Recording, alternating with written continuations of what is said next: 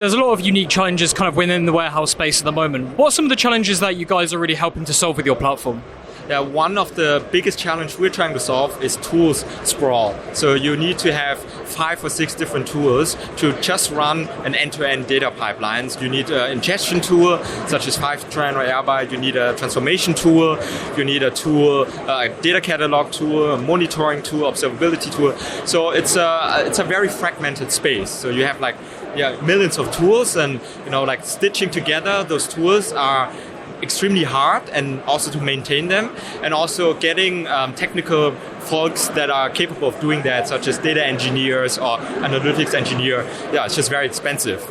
And even if you manage to do that, you have a lot of issues because you have so many different tools like monitoring and debugging. If something goes wrong in the pipeline, you have to dive deep and jump into a lot of different tools to figure it out. And all the data are not standardized. So one tool produces metadata that is called total rows, and another is called just rows. And then you just cannot really compare it, like apple and oranges. And then governance and access control on top of 6-7 different tools, just massive problems. And so what we help customers with is we run those best of breed open source tools for the customers, and it's just a turnkey solution. So we help our customers upskill as well. So if you just know SQL, we'll teach you how to build a scalable data infrastructure just as an analyst. But it's as much of a great tool for data engineers because we focus a lot on developer experience. You just don't have to switch context in 5 different windows, 5 different tools. That's what we do. That makes a lot of sense. And obviously, looking forward to the next sort of 12 months or so, what is your big prediction in the data space?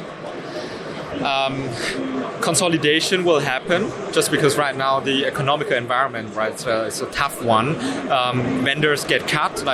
Is that a nice to have tool? Do I really need that?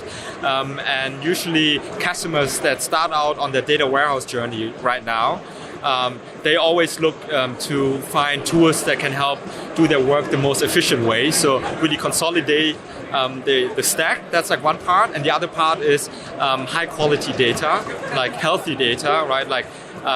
Bad data is worse than no data. And so what you need to do is you have to make sure that the entire data pipeline, all the data assets that you have are healthy, and make that also accessible to the rest of the company, and that they also know, hey, I can trust this sort of data asset. And so those are the 2 big trends that I'm seeing right now: consolidation and data quality. That makes a lot of sense. And final question for you today. Obviously, we are here at the first morning of Big Data London. A lot of people here today. Why is this kind of event so important for the industry?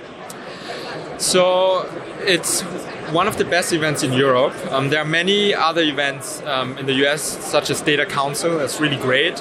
But they have a more engineering focus. And over here, why Big Data London is so relevant is you get a wide variety of folks, right? Be it decision makers, be it data engineers, data analysts, vendors, and it's a great community, and also an environment to meet people with different perspectives that all work in the data industry. Whereas, as I've said before, there are many other events, such that are vendor driven, that are just very niche towards one vendor, or that are very niche towards one persona. And here you get the full brief.